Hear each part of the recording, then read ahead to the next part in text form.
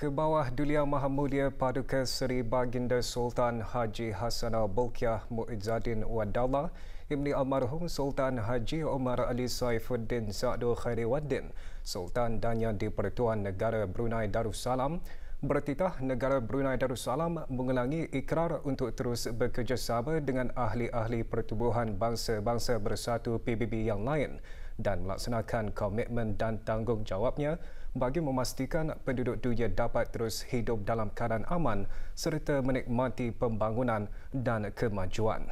Kebawah Dulia Maha Mulia menggariskan demikian semasa bertitah pada mesyuarat peringkat tinggi bagi memperingati sambutan ulang tahun ke-75 Pertubuhan Bangsa-Bangsa Bersatu PBB awal pagi tadi. Kebawah Dulia Maha Mulia juga bertitah menekankan perlunya para ahli untuk terus menjadikan PBB lebih baik, lebih menjimatkan kos dan mempunyai lebih kuasa bagi mendukung multilateralisme dan ODD-nya berasaskan peraturan perundangan sejagat dalam memastikan pertubuhan tersebut kekal relevan untuk semua. Dalam titah Kebawah Dulia Maha Mulia menyertai rakan-rakan PBB mengucapkan tahniah atas pelantikan Tuan Yang Terutama Volkan Bozkır sebagai Presiden ke-75 Perhimpunan Agong PBB. Baginda juga menyampaikan ucapan selamat dan penghargaan kerajaan dan rakyat negara Brunei Darussalam dalam semangat keamanan dan perpaduan serta takziah dan simpati kepada semua yang terjejas oleh virus COVID-19. Mengenai pencapaian PBB yang terus relevan sepanjang 3 suku abad yang lalu, baginda bertitah sememangnya ia adalah satu yang amat membanggakan bagi mana-mana kumpulan negara, apatah lagi pertubuhan besar seperti PBB. This global body has actively engaged and carried out its mandates on matters of significant concern to all. It reflects the commitment placed by UN members and the specialized bodies who want it to work and make the world a better place. Dalam titah, Kebawah Duli Yang Maha Mulia menyentuh cabaran-cabaran yang dihadapi PBB dan kejayaan menyelesaikan beberapa konflik. Bagaimanapun, titah baginda, beberapa isu masih cuba diselesaikan seperti isu Palestin, pengganasan matlamat pembangunan mampan dan banyak lagi.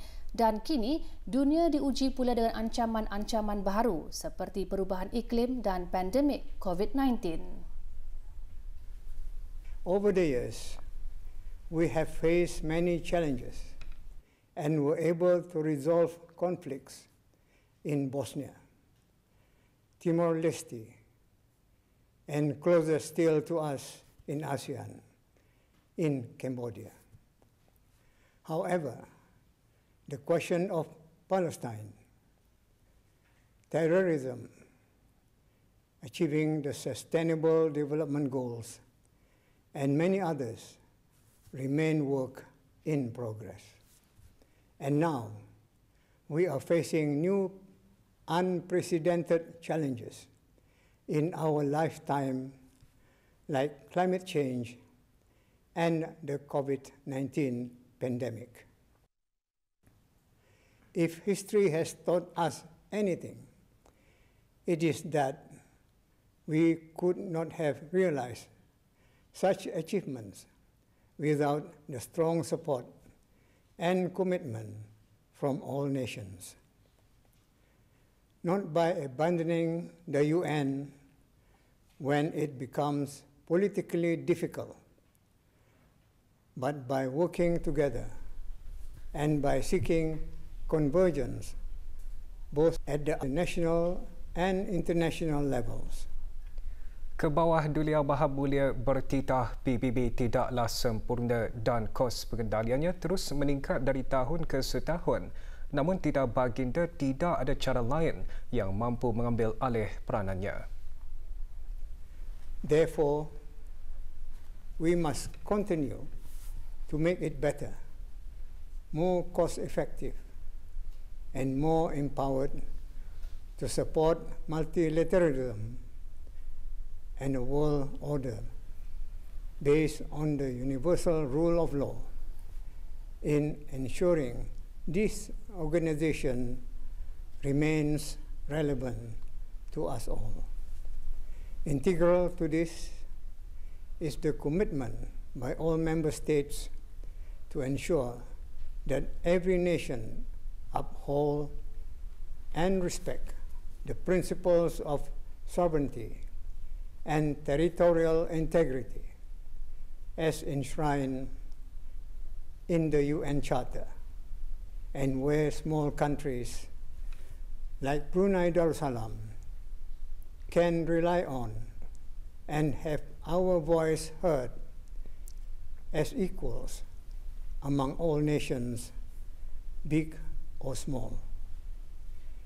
If this organization fails, we would all fail, diminishing the hopes of more than 7 billion people.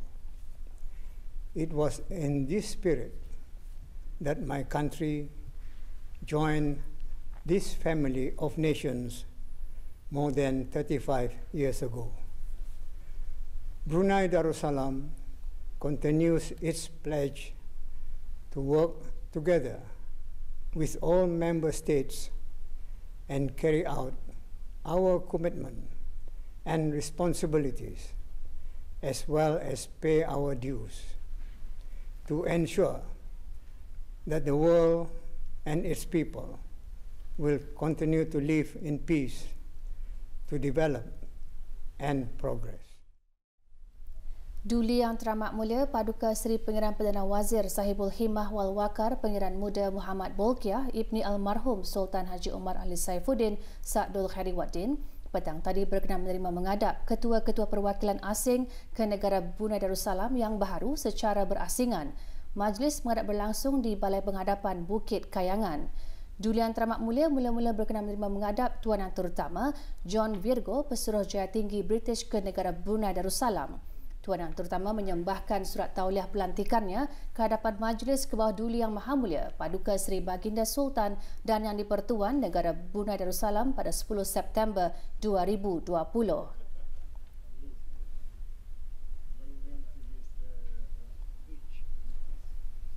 Duli Yang Teramat Mulia seterusnya berkenan menerima menghadap Tuan Yang Terutama Tran Van Qua, Duta Besar Istimewa dan Mutlak Republik Sosialis Vietnam ke negara Brunei Darussalam. Tuan Yang Terutama menyembahkan surat tauliah pelantikannya ke hadapan Majlis ke bawah Duli Yang Maha Mulia pada 10 Jun 2020. Dari tempoh 15 hingga 17 September 2020, Biro Kawalan Narkotik BKN telah menahan 7 lagi individu yang berkaitan dengan operasi Musangking. 3 daripadanya mempunyai hubungan keluarga, yang mana 2 adalah anak lelaki kepada suspek utama dari tangkapan awal, manakala seorang lagi merupakan isteri kepada salah seorang daripada mereka.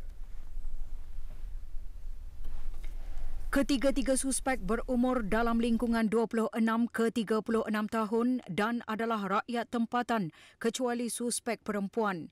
Mereka berjaya ditahan di 2 tempat berasingan iaitu di kawasan letak kereta, sebuah kompleks membeli belah di Kampung Manggis dan di sebuah kediaman di Jalan Dadap, Kampung Kilanas. Hasil daripada serbuan dan juga pemeriksaan di tempat kediaman dan keenderaan suspek telah menemukan sejumlah wang tunai termasuk mata wang asing yang dianggarkan melebihi RM5,000 Brunei, beberapa telefon bimbit, seutas jam tangan dan 5 buah kereta yang dipercayai hasil daripada aktiviti pengedaran dadah. Tangkapan tersebut masih dalam siasatan di bawah kesalahan seperti berikut. Seksyen 6(B APD Penggal 27 iaitu atas kesalahan memakan dadah terkawal. Seksyen 10 APD Penggal 27 iaitu atas kesalahan bersubahat melakukan kesalahan di bawah Akta Penyalahgunaan Dadah Penggal 27. Dan Seksyen 3 Perintah Mendapatkan Kembali Aset Jenayah 2012 iaitu atas kesalahan membersihkan wang haram yang boleh membawa denda tidak melebihi RM500,000 dan hukuman penjara selama tempoh tidak melebihi 10 tahun atau kedua-duanya. Sehubungan dengan operasi tangkapan ini, BKN mengingatkan yang BKN akan terus memburu dan menangkap mana-mana individu yang terlibat dalam jaringan sindiket keluarga pengedar yang tertangkap sebelum ini. Dalam hal ini, BKN juga memberikan amaran kepada orang awam bahawa melibatkan diri atau tindakan melindungi mana-mana individu yang terlibat dalam jenayah ini adalah salah di sisi undang-undang dan juga boleh didakwa di mahkamah bersama-sama suspek-suspek yang terlibat.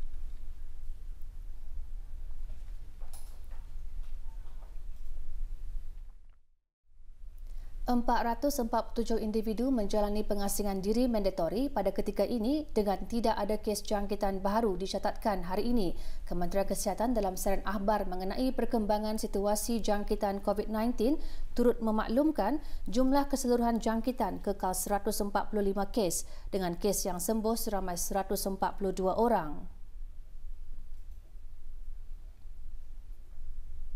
Sementara sejak bulan Mac tahun ini, seramai 5,874 individu menamatkan pengasingan diri mandatori.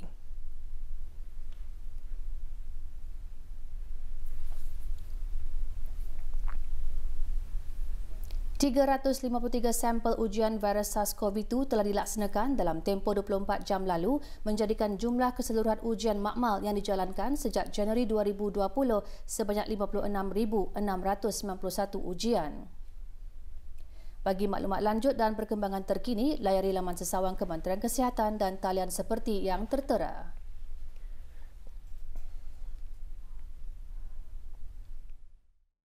Keluaran dalam negara kasar negara Brunei Darussalam pada suku kedua tahun ini meningkat 2.8% tahun ke tahun.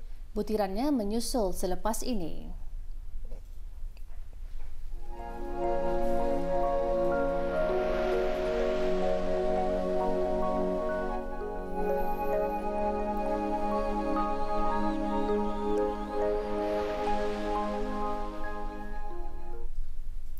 Keluaran dalam negara kasar KDNK negara Brunei Darussalam pada harga semasa dicatat sejumlah 4 bilion ringgit pada suku kedua tahun ini berbanding 4.8 bilion ringgit pada suku kedua tahun 2019.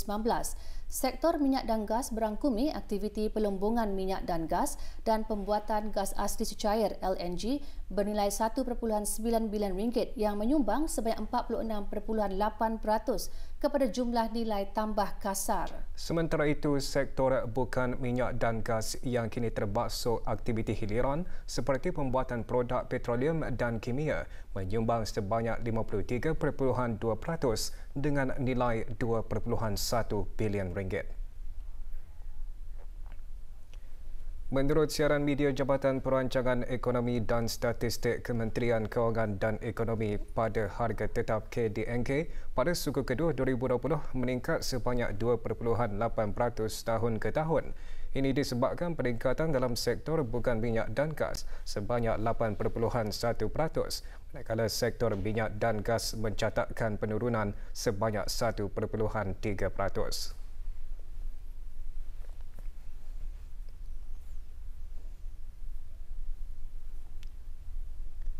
Peningkatan dalam sektor bukan minyak dan gas terutamanya disebabkan oleh aktiviti hiliran termasuk pengeluaran baharu produk petroleum dan kimia dengan nilai tambah kasar sebanyak 294.9 juta ringgit pada harga tetap, manakala penurunan dalam sektor minyak dan gas disebabkan pengurangan pengeluaran LNG daripada 984,343 MMBTU sehari pada suku kedua 2019 kepada 910,974 MMBTU sehari pada suku kedua 2020. Pengeluaran gas asli cecair juga menurun daripada 34.34 juta meter padu sehari kepada 34.30 juta meter padu sehari dalam tempoh yang sama.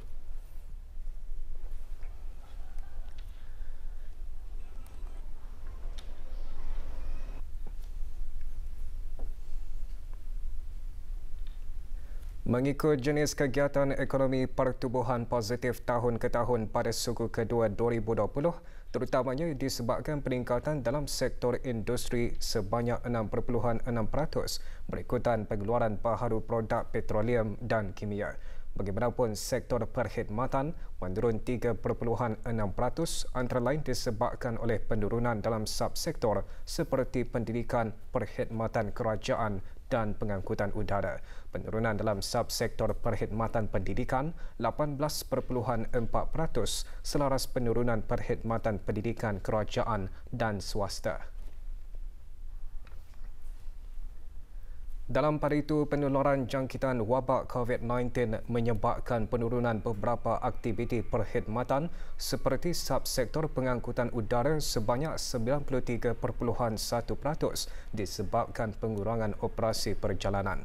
Turut terjejas perkhidmatan seperti perhotelan dan restoran apabila dalam tempoh suku kedua kerajaan telah banyak melaksanakan langkah-langkah pencegahan bagi mengurangkan risiko penularan seperti penyekatan kemasukan pelancong ke negara ini, pencegahan perkhidmatan penyajian makanan atau dine-in di premis-premis makanan dan menghadkan jumlah pelanggan yang dibenarkan untuk dine-in pada suatu masa. Walaupun subsektor perkhidmatan secara keseluruhan menurun, terdapat juga subsektor-subsektor di bawah sektor ini menunjukkan peningkatan seperti perkhidmatan kewangan, pengangkutan air, hartanah dan pemilikan kediaman, perkhidmatan perhubungan dan perdagangan borong dan runcit. Peningkatan subsektor perkhidmatan kewangan adalah berikutan pertambahan pendapatan pelaburan berkaitan aktiviti perkhidmatan perbankan, manakala peningkatan subsektor perdagangan borong dan runcit adalah selaras penyekatan perjalanan keluar negara berikutan penularan jangkitan wabak COVID-19.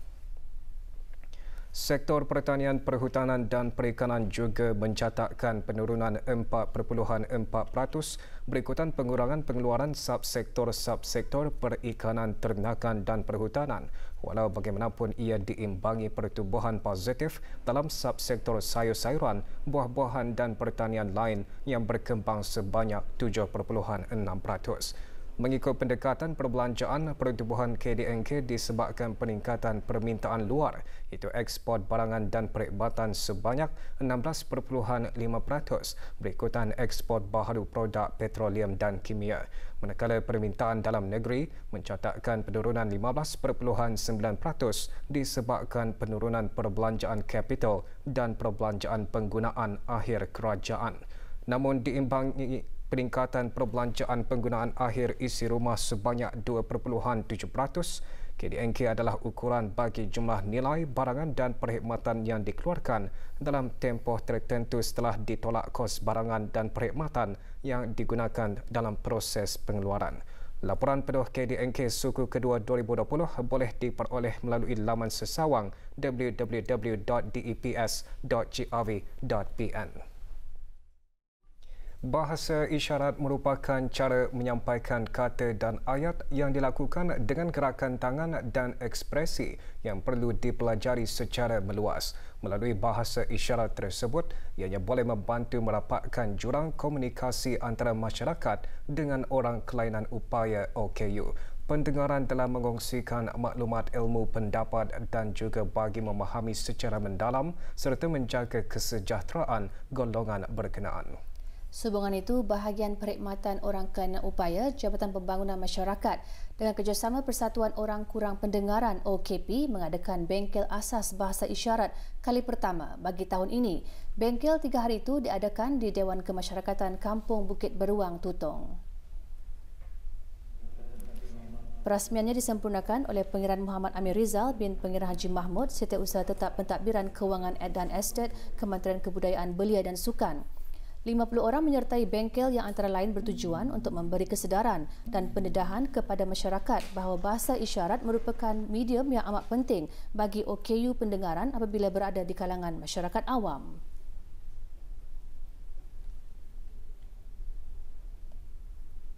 Majlis diserikan dengan persembahan sketsa bertajuk Dengar Daku, Pentingnya Bahasa Isyarat oleh tenaga pengajar dan pelatih Pusat Bahagia serta Persatuan Orang Kurang Pendengaran OKP. Juga hadir Yang Berhormat Awang Haji Ramli bin Haji Lahid, Ahli Majlis Mesyuarat Negara selaku Penghulu Mukim Telisai dan Pemangku Penghulu Mukim Ukong, Dr. Siti Nur Khabi binti Haji Wasafela, Timbalan Setiausaha Tetap Kebudayaan dan Awang Ajmin bin Haji Meludin, Pemangku Pegawai Daerah Tutong.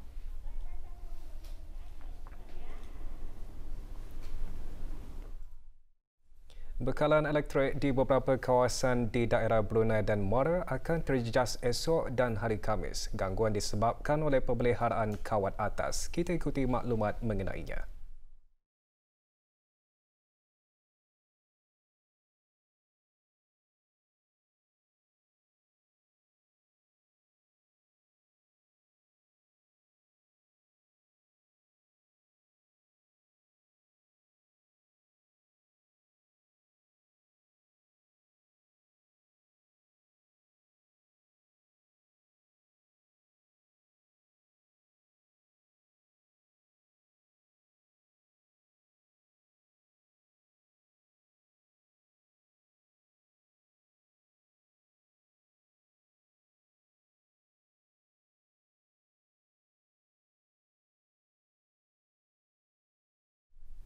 Sementara itu, bekalan air ke sebahagian kawasan di daerah Tutong akan terganggu esok. Menurut Jabatan Perkhidmatan Air, Jabatan Kerja Raya, gangguan bekalan adalah disebabkan pemasangan injap-injap di kawasan Jalan Kayu Suma, Jalan Beleleng Uwai, Jalan Paya Belambang dan kawasan sekitarnya. Gangguan bekalan air akan bermula pada pukul 9 malam hingga kerja-kerja selesai. Kawasan yang terjejas ialah Rancangan Perumahan Negara Bukit Beruang, Mukim Telisai. Pembekalan air tangki boleh diperoleh dengan menghubungi Pusat Pemedulian Pelanggan Bahagian Air Tutong melalui talian Darussalam 123 atau live chat channel 123 833 3123.